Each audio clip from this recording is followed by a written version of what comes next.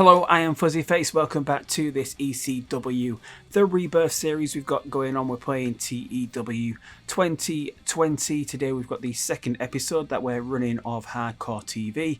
As you can see up here, we're using the old numbering system from when the show went off the air in the year 2000. So we do actually have Hardcore TV number 403 coming up tonight. Last time out on Hardcore TV, Marty Scurll in the main event went over Sabu. And then after that, the villains beat down Sabu. RVD tried to save, and then we had the reintroduction, the re-debut of Rhino in ECW, goring Brody and Flip, forcing the villains to back off and leave. That's where we left things last time. This time we are back in the old ECW arena. We're in the 2300 arena for the second week straight.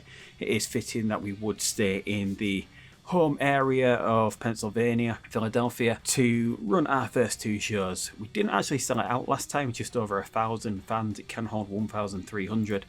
We're expected to do that again, so once again, we're not really expected to sell out the arena. Maybe we can, maybe we can't, but anyway, if we just head on over to the mail, the last time the viewing figure was just a shade under 300,000 on Showtime Extreme. We also had a few pay-per-view buys because we were on internationally. We're on Fight TV. It's a pay-per-view model. 1,500 buys internationally. I mean, it's not great, is it? But anyway, we will get on to tonight's show. We have a couple of announced matches for the show. To start off with, we have the Hart Foundation versus the tag team of the North, Josh Alexander and Ethan Page. Also announced tonight, we have the entirety of the Revolt taking on a debuting Eric Young, who will be teaming with the Good Brothers. And then in tonight's main event, we have a rematch from the Rebirth will be televised big show that we had Sami Callihan versus Tommy Dreamer in the main event. Without further ado, let's get started.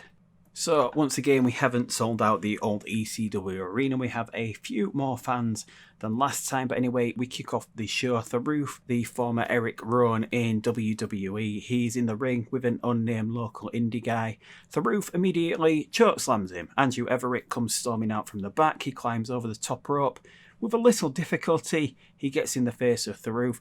The chokeslam is my move. It's reserved for true giants like myself, Everett proclaims. And then Everett goozles Tharoof, but Tharoof goozles him back, and Everett looks shocked. They both break free, and we have an impromptu match on our hands between Tharoof and the giant. The segment rating is a 58. Tharoof looks good.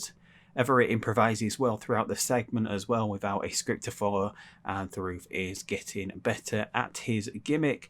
So we move on to the actual match. It's pretty short. It goes under 5 minutes. Tharoof defeats Andrew Everett with the Greetings from the North, which is a choke slam. A 53 for Tharoof. Everett not too good with a 34, and they don't seem to click in this match. It gets a 37 overall, and in the Battle of the Choke Slams, Tharoof does come out on top. It was just a regular match open. It ended with a pinfall.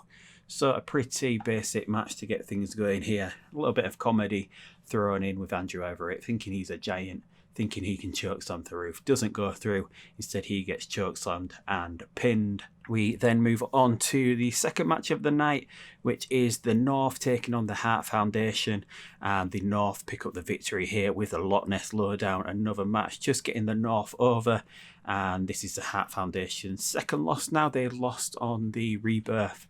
Will be televised to the Good Brothers, Carl Anderson and Luke Gallows. They're now 0 for 2 in ECW, whereas the North are now 2 wins, 0 losses as they beat the Space Pirates, Shane Sabre and Space Monkey back at that same show. Josh Alexander was a standout performer with a 65, Ethan Page and Davey Boy looking good, and Brian Pillman getting there, and Page and Alexander, as the North have excellent chemistry together. We get a 62 overall. This was just regular, with Alexander the victor, Pillman to lose, decisive finish, and a pinfall. And we then move on to Joey Styles and Taz are in the announcer's position, talking about the match between Sami Callihan and Tommy Dreamer tonight. Paul Heyman storms into shot and whispers in Joey's ear. Joey listens intently, and then Heyman leaves as quickly as he entered. What's going on? Taz wonders out loud. Breaking news, Joey says. We will crown a new ECW World Heavyweight Champion, and that champion will be decided with an 8-man tournament, with the winner getting the gold, getting the belt, getting the ECW championship, and it begins next week. So this is basically just the announcement that we're going to be crowning the first, well, not the first, but the first of this new era of ECW. A new champion will be crowned at an 8-man tournament. It will begin next week. And Paul Heyman was very poor when trying to improvise dialogue. I mean, he was just whispering in someone's ear, but it's hard to believe that Heyman would struggle without a script. It gets a 56 overall because of that, which is not good for Heyman, but I'm guessing we'll just have to take it. We then move on to another angle. Chris Hero, after arriving late last week, which he did, if you saw last week's episode with the Pulp Fiction promos, a little bit of comedy at the end of that segment with Chris Hero walking in a little bit late, and then he promised to knock someone out next week. This time he's in the ring. He's wanting an opponent. Once again, Long Island by De La Soul begins to play in the format as Zack Ryder, billed tonight under his real name of Matt Cardona, makes his way to the ring. Hero wants to know if Cardona wants to fight. Cardona nods and snatches the microphone away from Hero. I'm always, and that's always with a Z, ready to fight, and that leads us into the next match. This gets a 64. Cardona, as expected, does a masterful job of improvising interactions with the crowd, and we move on to the match, which is extremely short. It goes 2 minutes 50. Chris Hero defeats Matt Cardona with a hangman's elbow. Hero showing a little bit of domination, a definite psychology in a 3-minute match.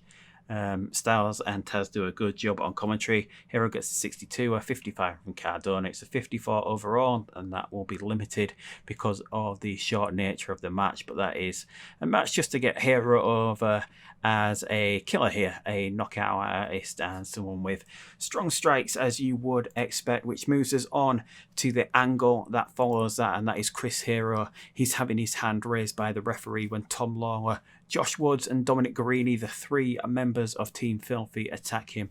They beat him down, and Lawler locks Hero in a rear naked choke.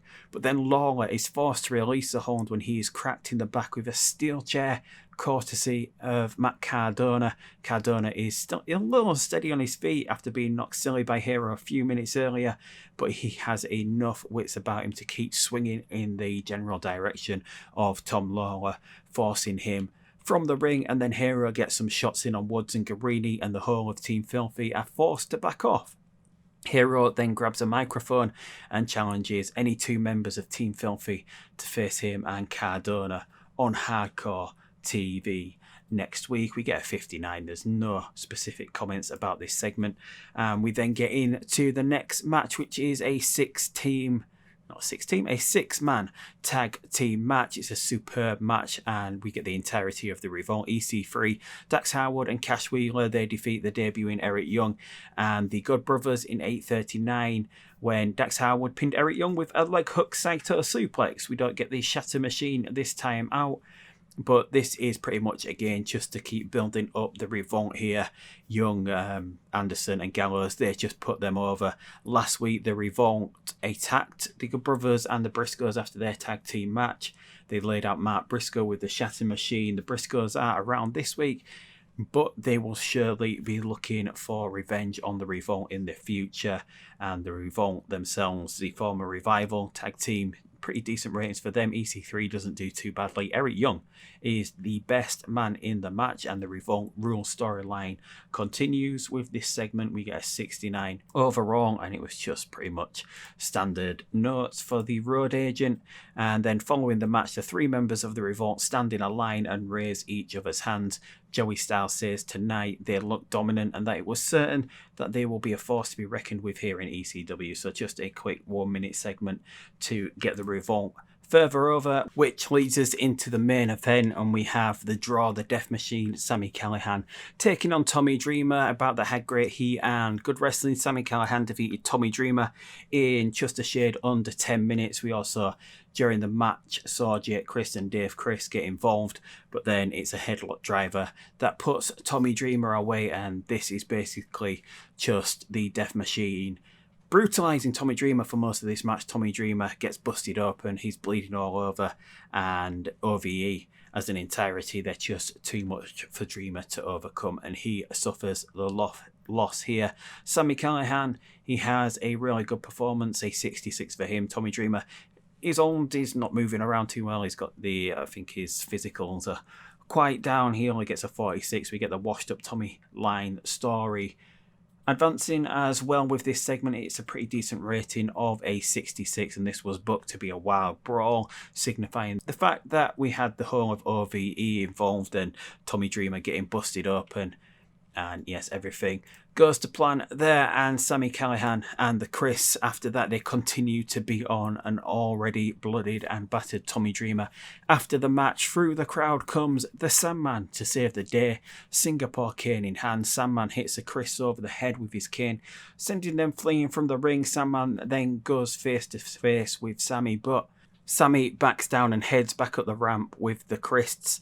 The Sandman smiles and points his cane at Sami as the show closes, and this segment gets a pretty good rating of 62. It continues the storyline again, and Joey and Taz still doing a great job on commentary.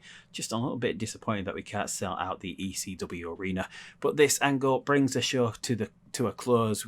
We're using the trope a little bit too much of the attack and then getting the save, but we're just trying to build up all these initial storylines, getting all the major players involved with each other, and it's just a way of going about getting things done here. The overall show gets a 64. We are increasing our popularity in 56 regions. A pretty good show. The only disappointment being Tharoof and Andrew Everett not clicking and getting a 37. Otherwise, we're pretty consistent all the way across the show here. And that is another episode of Hardcore TV in the book, Wednesday Night Dynamite, with Brody Lee going over Enzo. I'm guessing that's Enzo Amore is in the main event of AEW Dynamite. Meanwhile, I think if we just head over here, I think actually Pentagon has actually left AEW, and he's just signed an exclusive deal with WWE, so Pentagon will be leaving AEW and AAA. I don't think Phoenix's contract's up at the same time, and we're not going to see that, are we? Because it's spelled slightly different with the... And there we go. Oh, no, Phoenix has signed with the WWE as well. So Pentagon and Phoenix have both gone to WWE and left AEW, which is a bit of a surprise. But anyway, that is where we're leaving this episode. We'll be back with ECW Hardcore TV. The next episode, we will be starting off the title tournament next time out. So be sure to tune in if you want to see that. But subscribe, like this video, all the usual stuff. But until next time, I'll see you later, and goodbye.